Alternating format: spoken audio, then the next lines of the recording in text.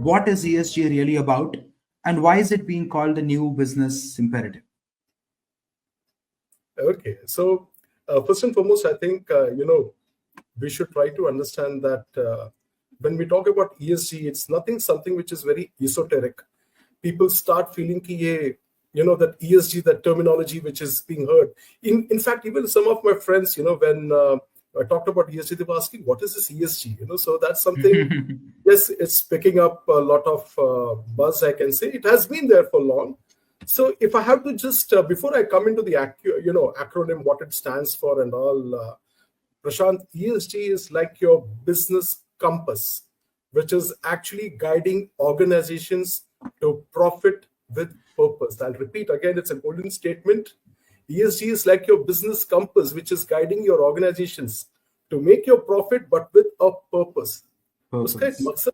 So ESG, if I have to break down this particular into three pillars, the first pillar that we are talking of, the E part of it, is the environment. Now, environment is an area we all know about, what all is happening. We are looking at products which are becoming more energy efficient.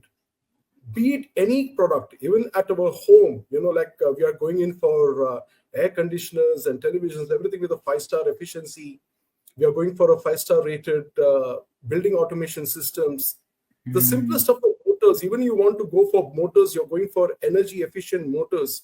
So everywhere, we're trying to reduce the carbon footprint and make our motors much more energy efficient so that you can do more power with less power consumption actually. So that is one part of it. The second thing is, you would have heard about decarbonization initiatives. So एक दूसरा एक चीज रहेगा कि आपको हर industries, all the industries will be finding that there is something known as decarbonization, which means that you're trying to reduce the CO2 emission in your plant. Whatever your plant is, you're trying to reduce the carbon dioxide and all your COx, MOx, and the greenhouse emission gases. You're trying to reduce it and reduce the footprint of the carbon, so that you're able to actually be in that particular aspect. The third thing which you'll be hearing is about the water conservation efforts. Many of those places where you say that we are water positive, we are carbon positive. Now, what is this terminologies, if I have to actually explain, is that it is nothing new. Like, for example, ITC, which is into the field of agro and your tobacco and all, ITC has been water positive for the last 20 plus years. Now, what is that water positive matlab? That it has taken so much of efforts that it is actually regenerating water by means of actually rainwater harvesting, by building in more trenches and pits, so that you're conserving water than the amount of water that is actually being used in your process. You're actually generating more water than what you're consuming, and you're giving it back to the environment. So when you do that, you're water positive. Similarly, there is a terminology which is known as a carbon positive. Carbon positive in the sense that you're not generating CO2, but you're actually becoming on the carbon positive. You're actually giving back to the environment by more reforestation. You're growing more plants than what is required. So when you are doing it in the surplus part of it, that's something which is known as the carbon positive. So these are various terminologies which the companies have been doing unconsciously. Some of them have been doing this right from the beginning. And now, it has started gaining a lot of traction all across. So that's the first pillar that I would like to say is on the E part of it, that is the environment.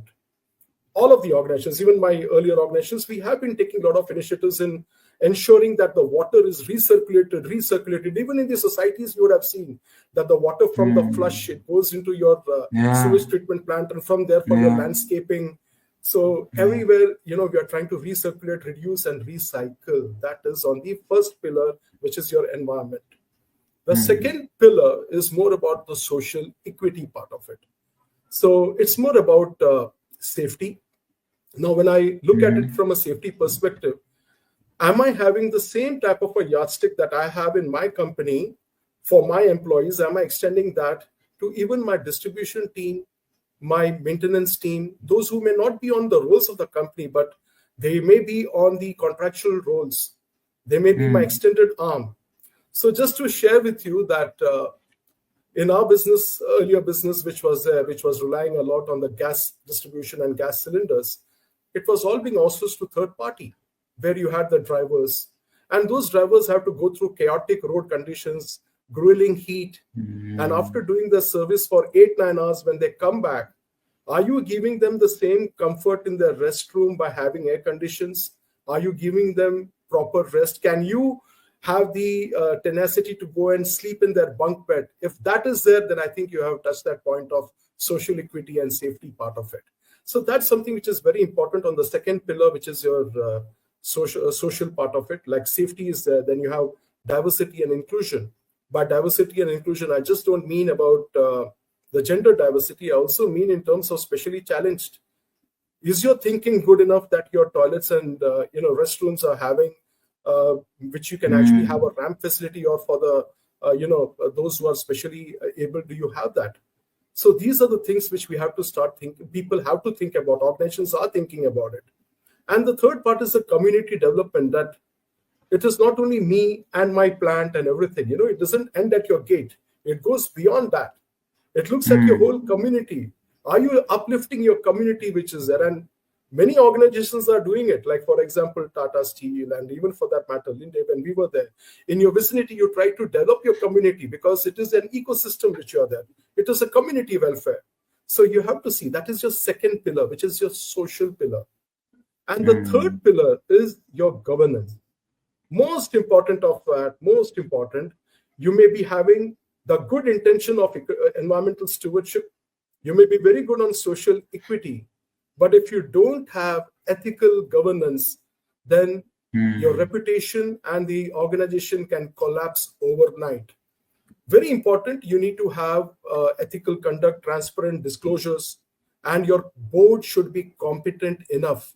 And that's why I keep saying that whichever board you are there, the company, it should have the proper, the board structure. There should be independent directors who will be there, and who can actually come forward and have the courage to actually show the direction to the company and to the organization.